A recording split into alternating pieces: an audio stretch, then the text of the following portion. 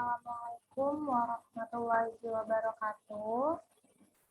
Yang terhormat, Ibu Melinda Roza Rustam, MPD, selaku dosen mata kuliah Semantik Pragmatik. Saya Yuni Sulistyawati, NPM 1911040515 dari kelas 5E.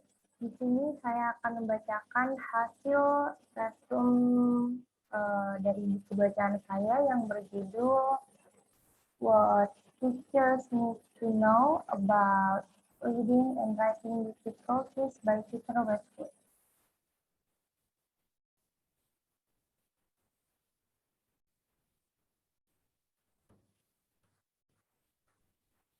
Baik, jadi yang di bab pertama itu ada satu isu terkini dalam literasi belajar mengajar, di mana kata kuncinya yaitu kesulitan dalam keaksaraan belajar. Hal ini mengejutkan dan mengingat apa yang kita ketahui tentang metode efektif untuk mengajar membaca dan menulis, dan begitu banyak siswa lolos dari jaring dan tidak mencapai literasi penuh. Kemudian ada penyebabnya yaitu kesulitan dalam belajar membaca dan menulis beberapa lingkungan dan beberapa intrinsik untuk pelajar.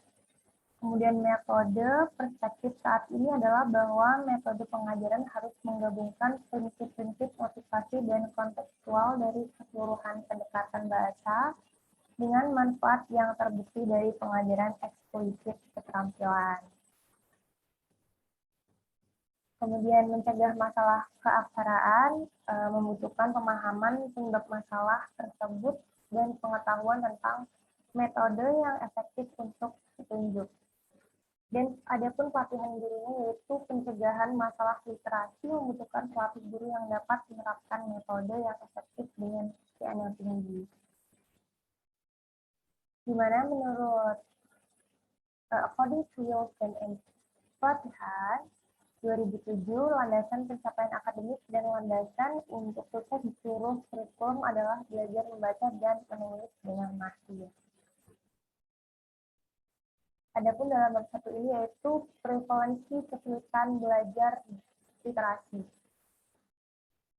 Penyebab potensial dari masalah belajar literasi tentu saja ada banyak kemungkinan alasan mengapa seorang siswa dapat mengalami kesulitan belajar membaca, menulis, dan mengeja di tahun-tahun awal sekolah. Dan beberapa masalah ini disebabkan dari faktor intrinsik siswa, sedangkan hal lain karena pengaruh dari luar. Salah satunya mengajar metode adalah sesuatu yang paling kuat. Adapun penyebab potensial dari masalah belajar yaitu yang pertama, metode pengajarannya, pendekatan pengajaran sebagai jurusan faktor penyebab telah sangat dikonfirmasi. Beberapa laporan nasional menyimpulkan bahwa metode pengajaran tertentu jauh lebih efektif daripada yang lain dalam mengajar anak-anak membaca. Tetapi laporan ini juga mencatat bahwa hal ini efektif, metode ini efektif dan tidak selalu digunakan di sekolah.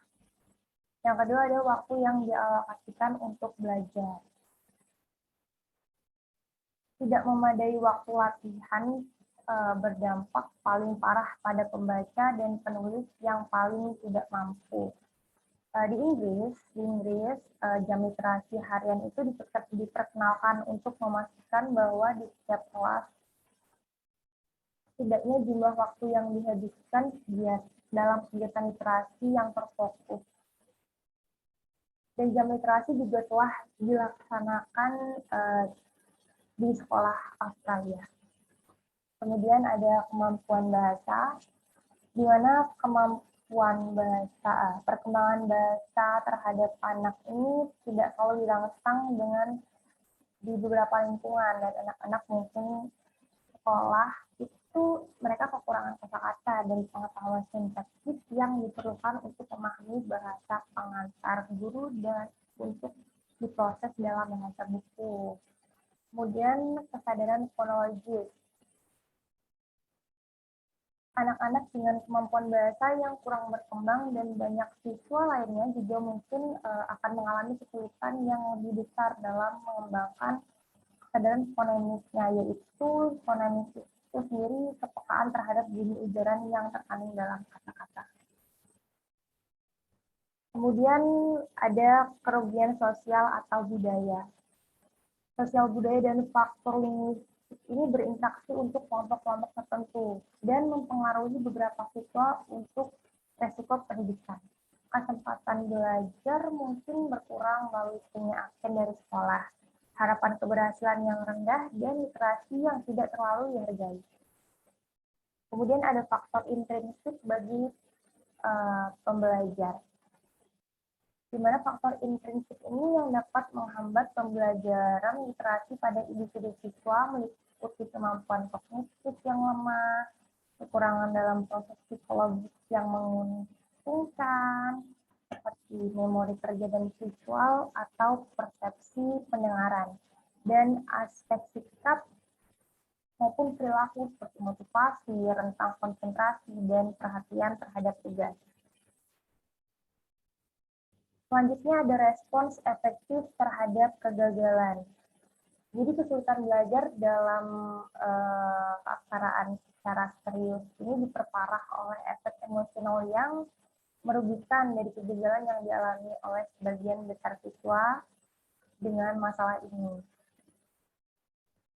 Jadi kurangnya kegigihan dalam keberhasilan itu menyebabkan frustasinya dan kehilangan motivasi terhadap siswa dan mengakibatkan siswa tersebut kurang kepercayaan diri dan menghargai. Kemudian perlunya pendekatan yang seimbang untuk instruksi.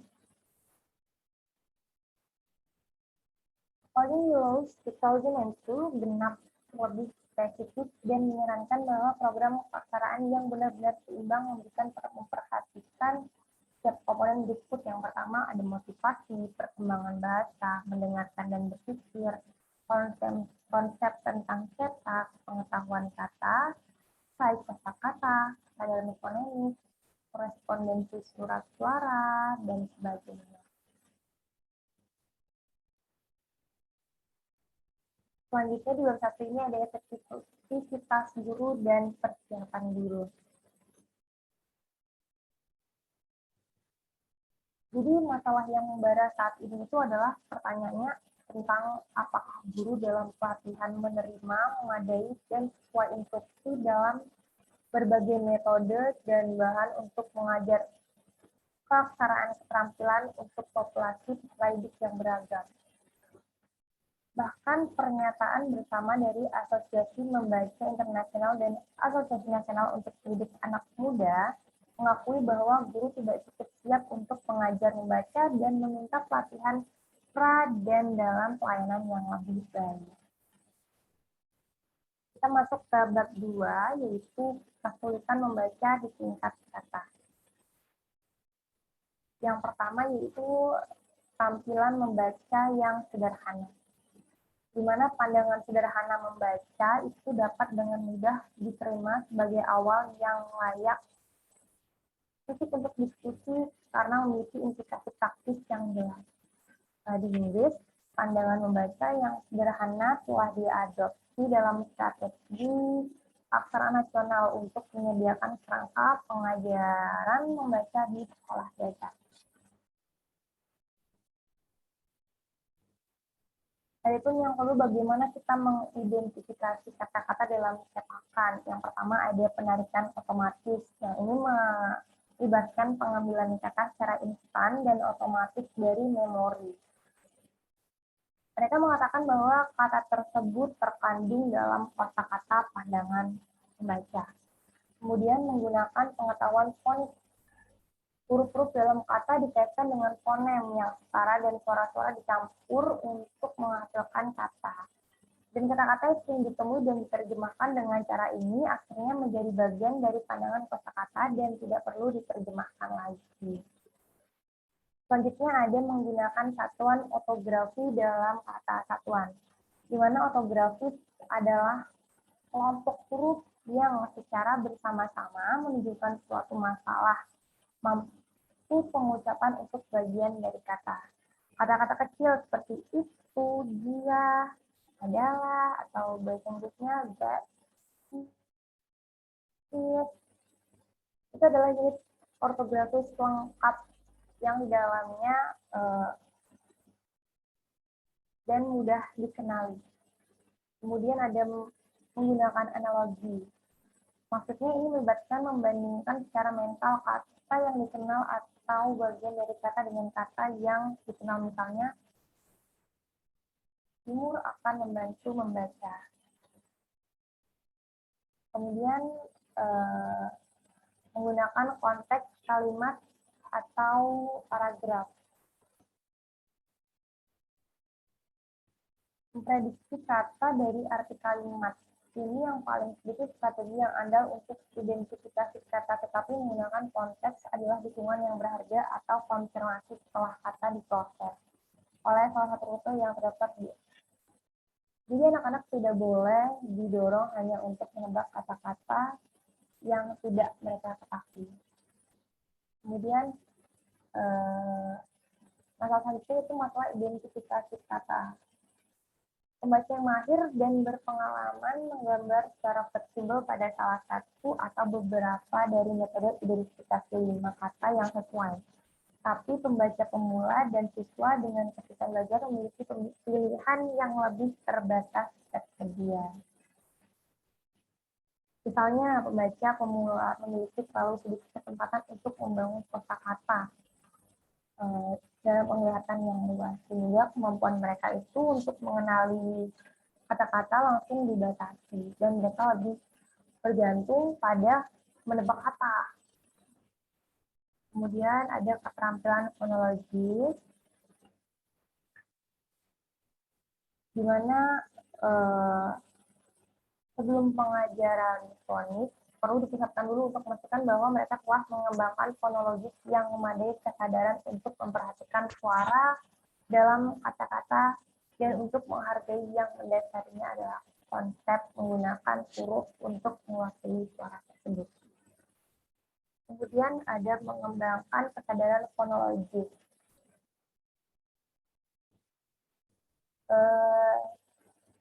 Siswa dengan kemampuan fonologis yang lemah dan fonis yang terbatas itu memiliki kesulitan besar untuk mencapai pengenalan kata yang cepat dan mudah. Adapun aspek fonologis yang biasanya dibahas dalam pra dan awal program pelatihan fonik meliputi yang pertama adalah rhyme atau rima. Itu melibatkan dan mendengarkan mengulangi sajak, menemukan kata-kata yang sajak. Dia menghasilkan kata baru untuk berima, berrhyme.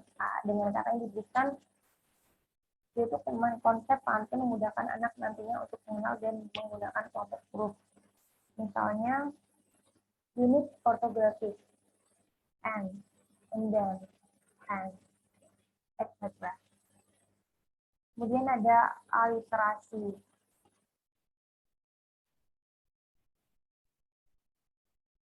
Tom pilih menunjukkan dua tomat. Beberapa ular meluncur diam-diam ke samping. Nah, ini contoh dari aliterasi. Kemudian ada pencampuran. Ini adalah kemampuan untuk menggabungkan urutan suara menjadi suku kata dan suku kata menjadi kata, mendengarkan permainan seperti saya memata-matai. Saya memata-matai dengan mata kecilku. Kemudian ada segmentasi. Ini berarti menganalisis kalimat menjadi kata, kata menjadi suku kata, dan suku kata menjadi suara yang terpisah. Yang paling awal segmentasi melibatkan misalkan suara awal onset dari satuan vokal dan konsonan yang mengikuti rhyme. Dalam satu kata, contohnya si, os, sa, de, switch. Nah, satuan rhyme adalah dasar dari banyak keluarga kata seperti menjelas, sakit, memandang, etc. Dan berlatih di awal dari kegiatan rhyme dapat membantu siswa memahami nilai kelompok pemrosesan huruf bersama-sama pada membunyikan setiap huruf. Kemudian ada isolasi. Ini berarti mengidentifikasikan suara awal, akhir, dan media dalam target. Selanjutnya yaitu mengajar fonik dan dikondik. Mengajar fonik dan dikondik yaitu yang pertama ada fonika. Mengajar fonik itu maksudnya mengajar pelajar hubungan yang tepat antara huruf dan kelompok huruf dan suara yang mereka wakili. Dan cara menggunakannya yaitu pengetahuan ini memecahkan kode atau mengeja kata-kata asing. Yang pertama ada fonika analitik. Nah, hubungan huruf ke suara diajarkan dengan memecah kata-kata yang diketahui oleh peringatan ke dalam komponen bentuknya sepisah. Misalnya, stop menjadi S, O, T. Kemudian ada fonika sintesis. Jadi fonika sintesis ini korespondensi huruf ke suara secara eksplisit diajarkan dan dipraktikkan terlebih dahulu. Dia digunakan untuk mengeluarkan dan memadukan kata-kata dalam cetakan, misalnya CAC atau teks.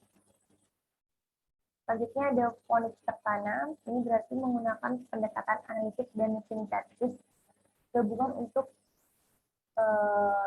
belajar unit fonik dengan memecahkan kode kata-kata asing yang ditemukan dalam paragraf dari teks yang bermakna. Kemudian ada fonik melalui ejaan. Jadi anak-anak dapat belajar tentang korespondensi huruf ke suara sebagai mereka mencoba mengeja kata-kata. Misalnya, saya ingin menulis stop. Itu bagaimana? S, S, T, O, P. Stop. Kemudian ada meningkatkan pengenalan kata.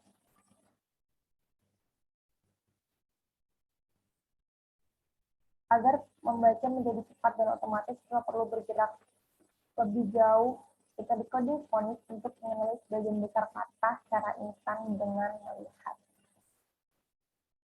Di sini ada semua kata tidak beraturan, yaitu kata-kata yang tidak menggunakan logika hubungan huruf ke suara dan tidak dapat dikodekan dengan menggunakan huruf-huruf misalnya T, N, G, the, I. Bisa saja dikuasai oleh penglihatan, dan para siswa diajari untuk menggunakan 3 kemungkinan strategi, yaitu yang pertama, pertimbangkan konteks di mana muncul kata. Kemudian bandingkan kata dengan kata lain yang dikenal. Fill up kata ke dalam potongan. Kemudian pelatihan mengadopsi pendekatan berbicara sendiri, metakognitif, dan mengajarkan siswa untuk periksa apakah mereka dapat mengidentifikasikan kata dengan analogi dengan kata-kata yang dikenal, identifikasi bagian dari kata, mencoba pengucapan yang berbeda dari kata, mengelupas awalan dan akhiran. Kemudian pengenalan kata sebagai prasyarat untuk pemahaman. Jadi mengidentifikasi kata-kata dalam cetakan adalah langkah pertama yang paling mendasar. Artinya hanya bisa berasal dari teks jika kata-kata dapat dengan cepat dan mudah dikenali. Pasti pengenalan kata melepaskan kemampuan kognitif pembaca untuk berkonsentrasi penuh tentang makna materi apa yang dibaca dan tanggapannya terhadap materi yang dibaca. Kemudian kita masuk bab 3, yaitu ada kesulitan membaca di tingkat teks. Yang pertama ada mendefinisikan dan mendeskripsikan pemahaman membaca. Untuk memahami, pembaca harus menggunakan informasi yang sudah mereka miliki untuk menyaring, menafsirkan, mengatur, dan mencerminkan atas informasi yang masuk. Jadi interpretasi yang efisien dari teks melibatkan kombinasi keterampilan pengenalan kata, menghubungkan kata-kata baru informasi untuk pengetahuan sebelumnya, dan penerapan strategi yang tepat, seperti menemukan ide utama, membuat koneksi, pertanyaan, menyimpulkan, dan memprediksi. Kemudian yang selanjutnya ada comprehenders yang baik dan yang buruk. Jadi maksudnya pembaca yang baik dan yang buruk itu pembaca yang memahami dengan baik menggunakan berbagai keterampilan kognitif seperti yang mereka baca misalnya. Jadi saat mereka memproses materi naratif misalnya, Mereka mungkin membuat gambar mental atau memvisualisasikan adegan, terus tindakan dan karakter. Mereka akan merefleksikan secara kritis relevansi dari apa yang mereka baca. Mereka mungkin mencari jawaban atas pertanyaan, mereka mungkin menantang keakuratan fakta yang dinyatakan, dan mereka memantau tingkat pemahaman mereka sendiri. Mereka juga mampu meringkas poin-poin utama dalam apa yang telah mereka baca. Mereka menggunakan metakognisi untuk memantau tingkat pemahaman mereka sendiri saat mereka membaca.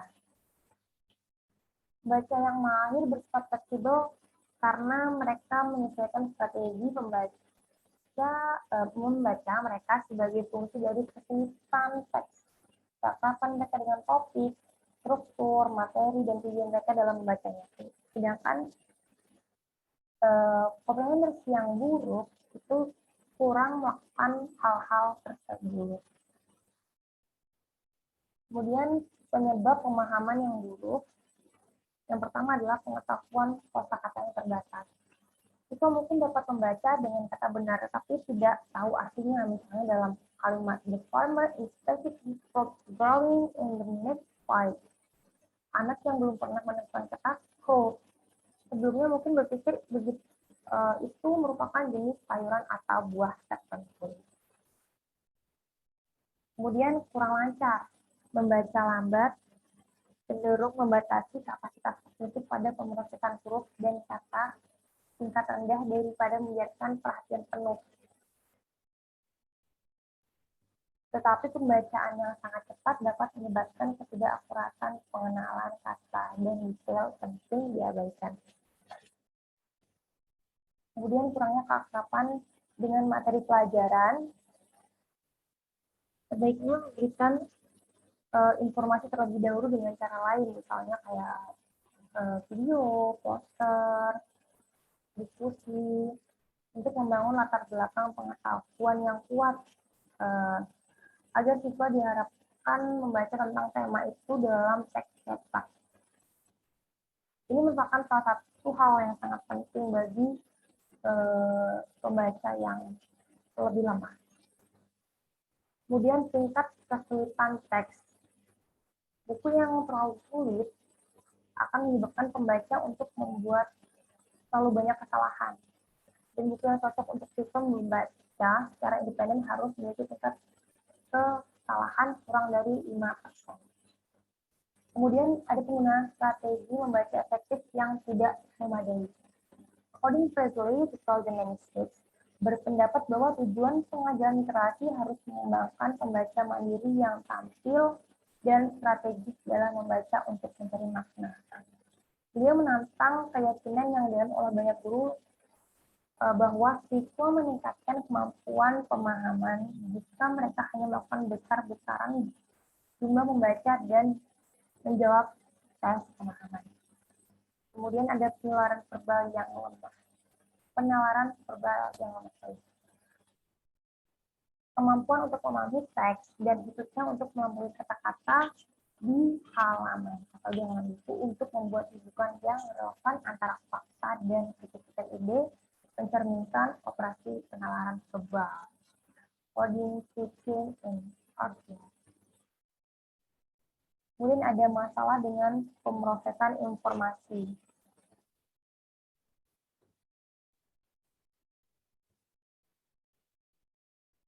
Kapasitas memori kerja berkurang secara signifikan jika individu stres atau cemas atau bukan dan terganggu oleh orang lain.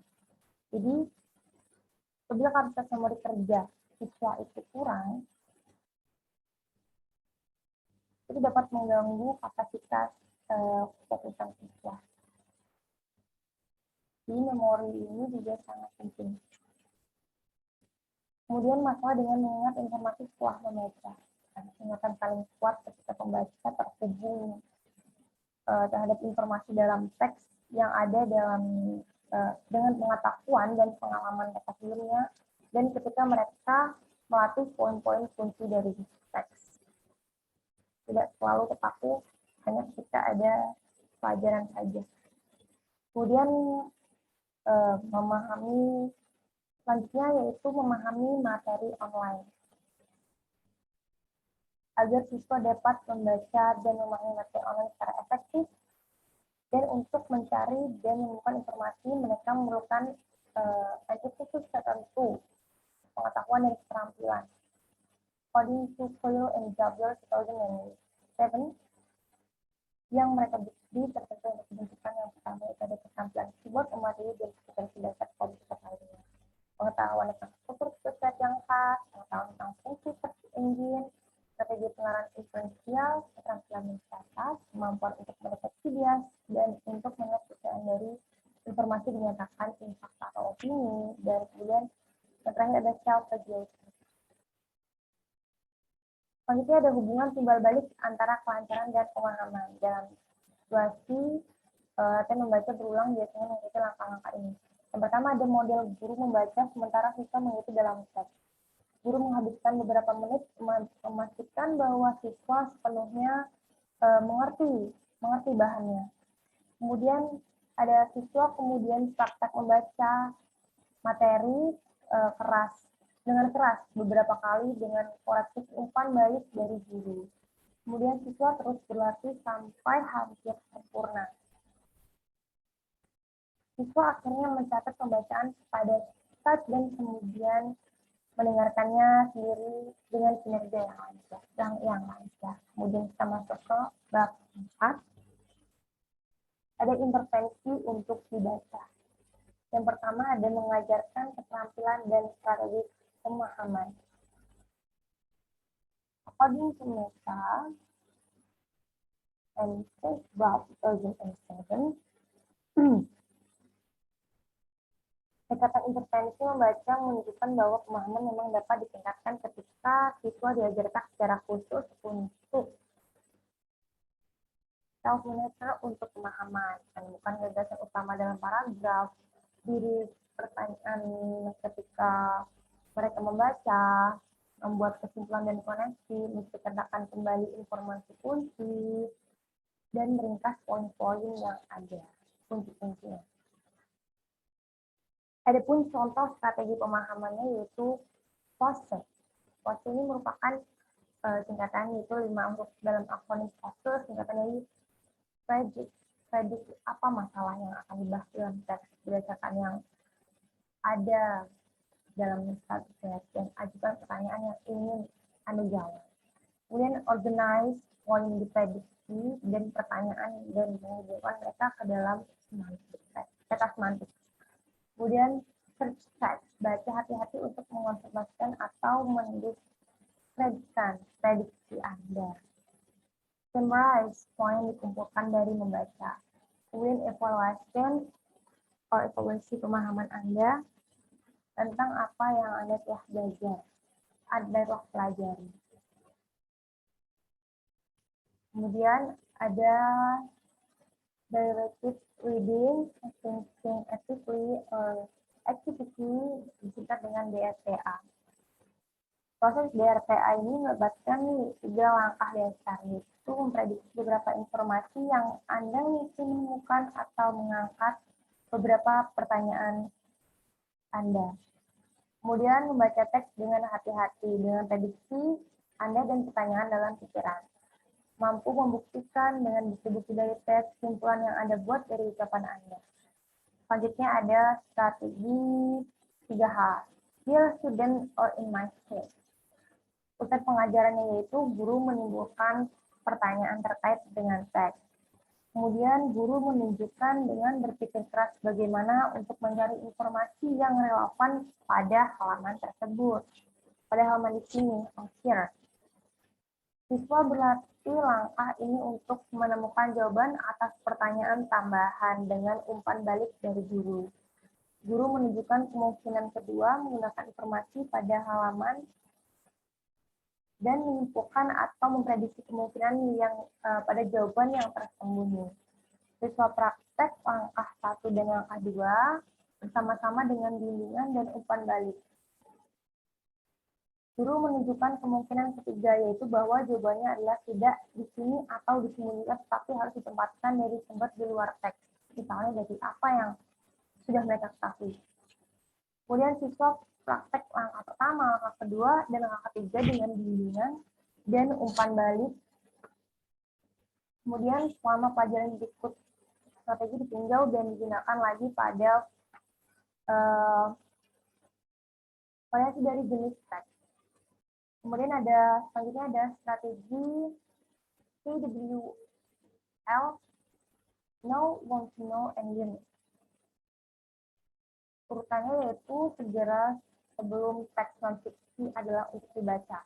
Siswa dan guru curah pendapat dan daftar semua yang mereka ketahui tentang topik di bawah kolom pertama. Kemudian, bawah kolom kedua mereka menghasilkan beberapa pertanyaan atau masalah yang mungkin dijawab dalam teks. Setelah membaca teks, baik diam-diam atau sebagai kegiatan bersama, para siswa menulis ringkasan titik-titik di kolom ketiga dan mencantumkan hal-hal utama yang mereka miliki dipelajari dari teks. Kemudian selanjutnya yaitu intervensi umum. Yang pertama ada intervensi naratif, mengajarkan mereka secara eksplisit tentang elemen cerita dasar seperti pengaturan, karakter, tema, tindakan, resolusi, dan kesimpulan. Adapun yang kedua itu bacaan terpandu. Sebelum membaca itu ada bimbingan sebelum membaca, mempersiapkan pembaca untuk memasuki teks dengan beberapa tujuan yang jelas dan rencana tindakan dalam pikiran. Kemudian selama membaca, bimbingan selama membaca ini dapat mendorong siswa untuk mencari hubungan sebab dan akibat dan membandingkan serta membedakan informasi. Kemudian setelah membaca teks, guru dapat membantu informasi siswa yang mereview, ringkas, dan menceritakan kembali pemahaman mereka dan mendorong refleksi kritis dan evaluasi dari mereka. Kemudian pembacaan mitra dan bimbingan sebaya untuk meningkatkan membaca. Yang pertama yaitu ada manfaat tambahannya untuk pembaca yang lebih lemah termasuk umpan balik langsung dan koreksi, peningkatan interaksi dengan teks, dan lebih efektif dalam praktek. Yaitu praktek. Kemudian intervensi literasi di tingkat sistem di Australia yaitu yang pertama membaca pemulihan, yang kedua yaitu SWEL, School-Wide Early Language and Literacy, itu bertujuan untuk mencegah kegagalan dini dengan mengajarkan langsung hal-hal penting, hal-hal keterampilan yang penting. Kemudian yang juga ada kelas Children's Literacy Success Strategy.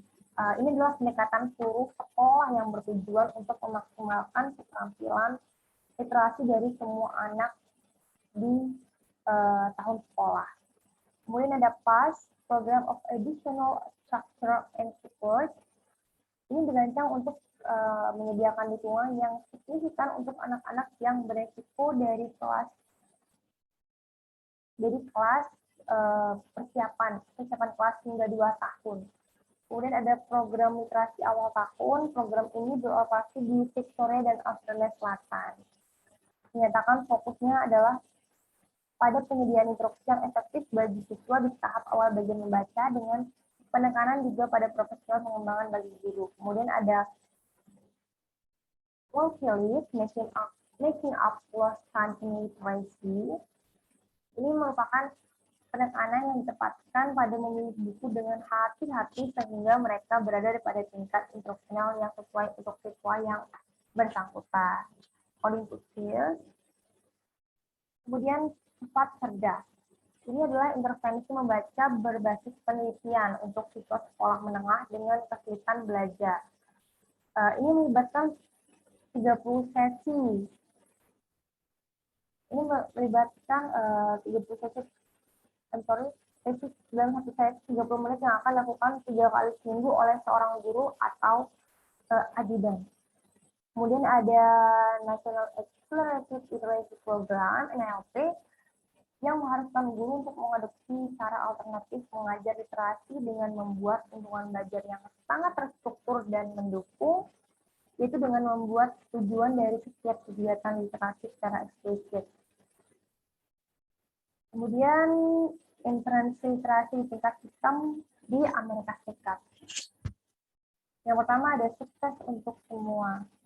Nah, pelajaran ini beroperasi setiap hari selama 20 menit. Penekanan ditempatkan pada bacaan materi yang bermakna sejak awal, tetapi perhatiannya juga diberikan untuk instruksi dalam fonis dan untuk mengajar strategi yang efektif untuk pemantauan pemahaman. Kemudian ada studi peluang membaca yang ditinggalkan. Program ini melibatkan sekitar 2.900 siswa kelas 9 dari 34 sekolah menengah. Kelompok yang terdiri dari 15 siswa dibentuk untuk membentuk belajar kecil dan instruksi diberikan minimal 225 menit per minggu. Melebihi waktu yang dihabiskan siswa dalam bahasa Inggris. Program ini berlangsung kurang lebih selama 8 bulan. Kemudian ada membaca penyelamatan, instruksi oleh guru atau para profesional yang mencakup bimbingan pribadi dalam fonologi kesadaran, fonik sistematis, kosakata, kelancaran, dan pemahaman. Dan anak-anak juga diajarkan decoding dan pengenalan kata-kata penglihatan. Kemudian selanjutnya yaitu fitur intervensi yang efektif. Fitur utama dari tambahan ini instruksi yaitu meliputi jadi makna diberikan prioritas utama dengan kepastian sebagai tujuan utamanya. Kemudian sesi intervensi sering dan cukup lama untuk membuat nyata perbedaan kecepatan belajar siswa. Instruksi cenderung paling efektif dalam kelompok-kelompok kecil. Buku hati-hati dipilih untuk tingkat keterbacaan untuk memastikan keberhasilan yang tinggi, kecepatan yang tinggi. Kemudian kata, tingkat keterampilan decoding secara ekspresif diajarkan dengan penekanan pada mengenali dan menggunakan satuan ortografi. Menulis, yang tergabung dalam program membaca untuk memperkuat fonis, kata pengenalan, dan pola kalimat. Laju instruksi yang cepat, kemudian penilaian pembelajaran sedang berlangsung, kemudian sebuah link yang kuat ditempa antara rumah dan sekolah untuk kelangsungan program. Kemudian masuk bab selanjutnya yaitu kesulitan dengan menulis dan mengeja. Yang pertama ada tampilan sederhana dari tulisan.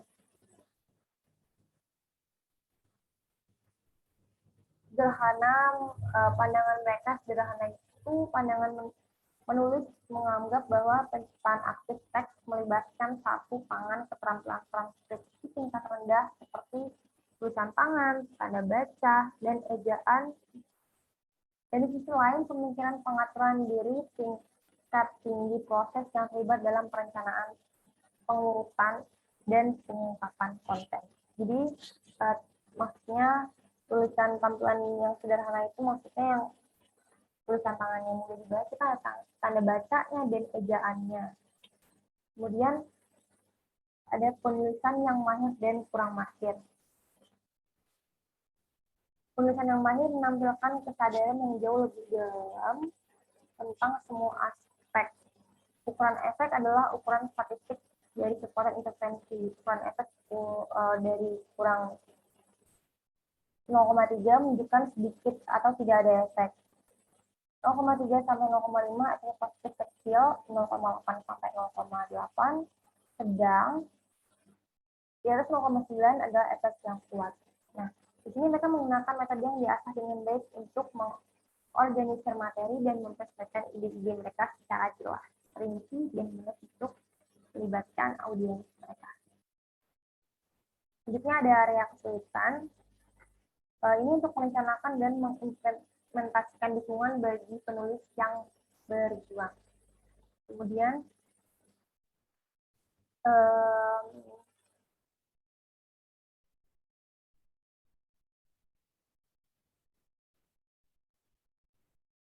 ada penulis yang lemah menghasilkan jumlah karya yang jauh lebih sedikit daripada penulis yang mahir. Ada penulis yang lemah menghabiskan sedikit atau tidak sama sekali waktu untuk berpikir dan merencanakan sebelum mereka mulai menulis. Penulis yang lemah biasanya enggan untuk mengulas, mengedit, dan memoles draft pertama. Penulis yang lebih lemah cenderung disibukkan dengan mekanik aspek menulis. Dan yang terakhir ada penulis yang lebih lemah memiliki masalah dengan ejaan. Adapun ejaan yang mahir dan kurang mahir, ejaan yang mahir juga terampil dalam menggunakan sumber daya yang tepat, misalnya kamus, kosakata, daftar, pemeriksaan ejaan komputer. Itu untuk memeriksa ejaan kata-kata tertentu ketika diperlukan. Dan ketika mereka menulis, mereka bersedia mengambil resiko daripada menggunakan kata sederhana sebagai pengganti kata yang lebih kompleks. Kemudian kesulitan khusus dengan ejaan, yang pertama ada keterampilan fonologis dan fonetik.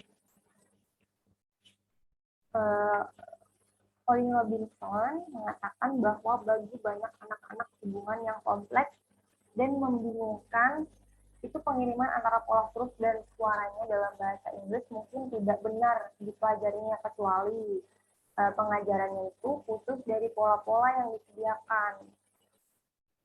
Kemudian ada memori visual.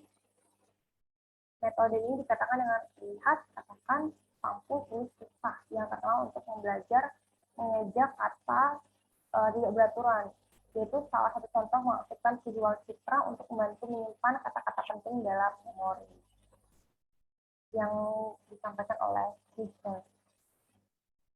Kemudian ada strategi ejaan. Pengeja yang baik adalah yang strategis dalam pendekatan, merekomendasikan peningkatan perhatian untuk pengajaran strategi ejaan yang efektif. Kemudian ada otomatis dalam ejaan. Ejaan terutama kata-kata umum sehari-hari adalah keterampilan yang perlu menjadi otomatis. Kurangnya otomatisasi sangat menghambat kemampuan siswa untuk mengungkapkan ide-ide mereka secara jelas, secara mudah, maupun dalam bentuk tulisan. Jadi ejaan yang benar hanya menjadi otomatis jika siswa memiliki periode reguler dan intensif dalam yang harus mereka tulis. Dan jika mereka menerima dukungan dan pembalik korektif dari guru dan teman sebaya mereka. Kemudian kesulitan tulisan tangan. Kesulitan tangan itu pengaruh kuat pada tulisan dan ejaan. Tidak ada kata terlambat untuk membantu siswa mengembangkan gaya tulisan tangan yang lebih mudah. Dan ada bukti bahwa dengan melakukan itu, tulisan mereka bertambah panjang dan kualitas. Kemudian ada dysgrafia, di mana dysgrafia ini adalah istilah pseudoklinis yang digunakan untuk menggambarkan kecacatan tertentu secara tertulis yang lebih parah dan lebih tahan terhadap perbaikan. Kemudian ada dysortografi, di mana cacat tertentu yang mempengaruhi ejaan. Ini terkadang dikatakan bahwa kesalahan ejaan yang dibuat oleh siswa dysortografi secara kualitatif berbeda dari yang dibuat oleh siswa lain yang lemah ejaannya. Jadi kesalahan mereka itu sering disebut sebagai aneh karena hanya ada sedikit atau tidak ada hubungan antara huruf yang mereka tulis dan fonem yang muncul di dalamnya. Kemudian bab selanjutnya yaitu memperbaiki tulisan dan ejaan. Yang pertama ada mengajari siswa menulis. Kontak dan Snell 2001 merekomendasikan menyediakan penulis dengan pedoman untuk membantu mereka mengevaluasi diri dan merevisi karya tulis mereka. Misalnya pedoman mungkin bertanya, di sini ada misalnya, apakah Anda mulai dengan kalimat yang menarik? Kemudian, apakah ide-ide Anda mudah dimengerti dalam menulis? Kemudian, apakah ide-ide Anda yang disajikan dalam urutan terbaik? Apakah Anda memberikan contoh untuk membantu pembaca memahami poin Anda? Apakah menarik tulisan Anda? Apakah Anda menggunakan paragraf? Dan apakah Anda memeriksa ejaan dan tanda baca Anda? Kemudian ada menerapkan pendekatan strategis untuk menulis. Direkomendasikan proses pengajaran melibatkan langkah-langkah berikut, yaitu jelaskan dan membahas nilai strategi. Model strategi melalui demonstrasi yang jelas dan berpikir keras. Minta siswa untuk menghafal langkah-langkah yang terlibat. Kemudian dukungan dan aplikasi awal panduan siswa dari strategi. Kemudian aim untuk digunakan independen oleh siswa. Adapun hambatan untuk suatu strategi dari Fatherbrooke 2006 menunjukkan bahwa ini terjadi karena 4 kemungkinan alasan. Yang pertama, mereka tidak menemukan strategi yang berguna. Mereka tahu itu berguna, tapi masih tidak ingat untuk menggunakannya. Kemudian mereka tidak menggunakannya karena menempatkan permintaan terlalu berat pada mereka yang sumber daya kognitifnya itu berlebihan. Kemudian sudah cukup waktu yang dibutuhkan untuk menulis, sehingga strategi tersebut tidak dilakukan dan diperkuat secukupnya saja. According Graham and Harris 2005 menyarankan itu baik generalisasi dan transfer dapat dicapai dengan membantu siswa memahami bagaimana strategi bekerja dan bagaimana hal itu membantu mereka untuk menghasilkan hasil yang lebih baik. Kemudian siswa terkemuka untuk mempertimbangkan kapan dan di mana strategi tertentu dapat digunakan. Membahas bagaimana memodifikasi strategi untuk situasi yang berbeda. Kemudian mengajar siswa untuk menggunakan pernyataan diri sebagai sarana untuk memperkuat strategi penggunaan. Adapun contoh strategi menulis yaitu file entry, di mana P itu key topik atau ide Anda, O organize pikiran Anda buat baca, W write lalu katakan lebih banyak, key topic sentence, nyatakan pendapat Anda. R berikan setidaknya 3 reason untuk mendukung keyakinan itu. A explain alasan Anda secara lebih rinci, dan end dengan pernyataan tutup yang baik. Kemudian ada how and W plus what and to how. Strategi ini tulisan cerita naratif. How adalah jelaskan bagi di atas. W itu adalah singkatan dari who are the characters, when does the story take place, where does the story take place, siapa, kapan, dan di mana. What itu ada what do the characters do, what happens, apa yang dilakukan oleh karakter, dan apa yang terjadi. Dan to how remains itu ada state how the story ends and how the characters feel. Kemudian ada rencana dan menulis.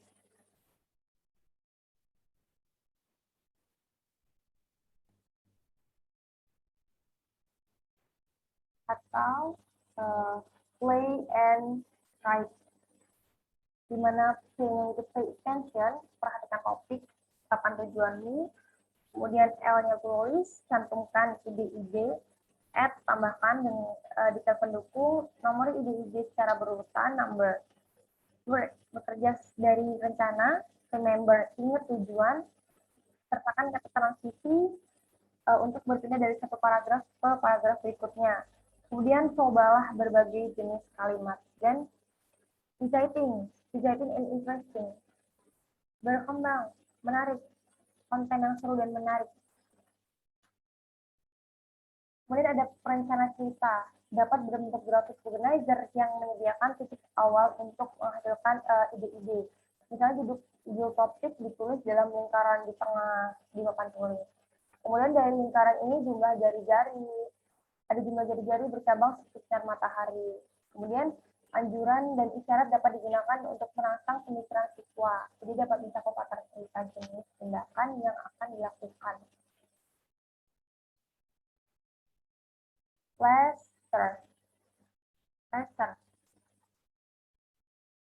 Ini maksudnya yaitu strategi ini dirancang untuk meningkatkan jumlah material siswa menyelesaikan dalam pelajaran, sehingga meningkatkan jumlah praktik yang sukses. Hugging WSU 2007. Ada list, Elliot, cantumkan, examine, periksa, daftar, select, pilih titik awal, double X sentence, kalimat satu memberitahu kita tentang ide pertama ini. Tentang ide pertama. When explain, perluas ide pertama ini dengan kalimat lain. Kemudian read, baca apa yang Anda tulis, revisi jika perlu, ulangi untuk selanjutnya ulangi untuk gugus kalimat selanjutnya. Kemudian ada pun peran teknologi dalam tulisan, yaitu menurut Philip 2004, mengidentifikasikan beberapa keuntungan. Keuntungannya antara lain kesalahan dapat diperbaiki tanpa berantakan. Revisi yang dibuat lebih mudah. Saat dicetak, produk jadi terlihat sangat profesional. Siswa dapat bekerja sama pada tahap menyusun dan merevisi. Produk jadi dapat dibagi dan dikritik mudah dalam kelompok sebaya. Kemudian ejaan. Tujuan instruksional dalam mengeja bukanlah untuk mengajar secara terpisah masing-masing dan setiap kata yang mungkin dibutuhkan seseorang. Jadi tujuannya adalah untuk mengajari siswa cara mempelajari kata-kata baru dan cara memeriksa maupun mengoreksi ejaan dari ejaan mereka sendiri. Adapun pendekatan visual seluruh kata, itu ada terlihat sangat hati-hati pada kata. Cobalah untuk mengingat setiap detail, ucapkan kata dengan jelas, tutup mata dan bayangkan Anda bisa melihat kata diproyeksikan pada layar. Kemudian buka mata Anda, tutupi kata itu sehingga Anda tidak dapat melihatnya. Tulis kata dari memori, mengucapkan diam-diam saat Anda menulis. Kemudian periksa ejaan. Adapun pendekatan morfemik, pendekatan ini didasarkan pada penggunaan arti kata atau bagian dari kata untuk membantu ejaannya. Misalnya, satu morfemnya yaitu clean, morfem lebihnya unchanging. Kemudian ejaan dengan analogi. Untuk contoh ini, mengetahui cara mengeja kata masing-masing membantu seorang mengeja di, teacher, dan menggunakan pemeriksaan visual harus menunjukkan kepada ejaan bahwa pengajaran terlihat salah. Ejaan lisan simultan. Ejaan lisan simultan ini memiliki 5 langkah, yaitu pilih kata yang ingin Anda pelajari, mintalah guru untuk mengucapkannya dengan jelas. Ucapkan kata jelas sendiri sambil melihat hati-hati pada kata. Katakan setiap suku. Kemudian nama huruf dalam kata 2 kali atau 3 kali. Menulis kata persamaan setiap huruf yang Anda tulis. Kemudian periksa. Dan cara lama, pendekatan cara baru.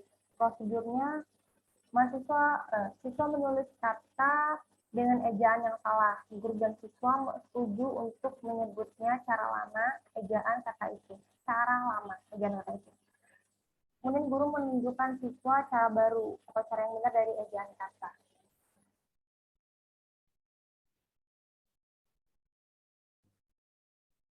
Perhatikan tertarik pada persamaan dan perbedaan antara yang lama dan bentuk-bentuk baru. Siswa penulis kata lagi dengan cara lama dan sebagainya. Kemudian ada pendekatan multisensory. Ini adalah metode yang sangat lambat, tapi dapat membantu siswa menyimpan gambar visual dan motorik kata yang akurat dalam memori jangka panjang. Jadi para siswa diajari script di bawah ini. Apakah saya tahu kata ini? Berapa banyak buku kata yang saya bisa dengar ketika saya mengatakan kata? Apakah saya tahu setiap kata lain yang kata lain suara itu hampir sama? Kelompok mana yang harus saya tulis? Apakah kata saya telah menulis tampilan yang benar? tidak, aku akan mencoba lagi. Kemudian yang terakhir yaitu ada kata terakhir. Tujuan ini terutama bergantung pada kemampuan membaca dan menulis secara efektif dan penyediaan pengajaran dan pembelajaran yang berkualitas dengan guru yang telah memperoleh. Selama pendidikan, guru prajabatan mereka dan pembelajaran profesional dalam layanan, praktik pengajaran berbasis bukti yang terbukti efektif dalam memenuhi perkembangan dan pembelajaran kebutuhan semua. Baik, cukup itu saja yang itu saja hasil rangkuman dari saya. Kemudian semua ini akan saya tutup, dan apabila saya ada salah, saya mohon maaf. Kepada Allah saya mohon ampun. Terima kasih. Wassalamualaikum warahmatullahi wabarakatuh.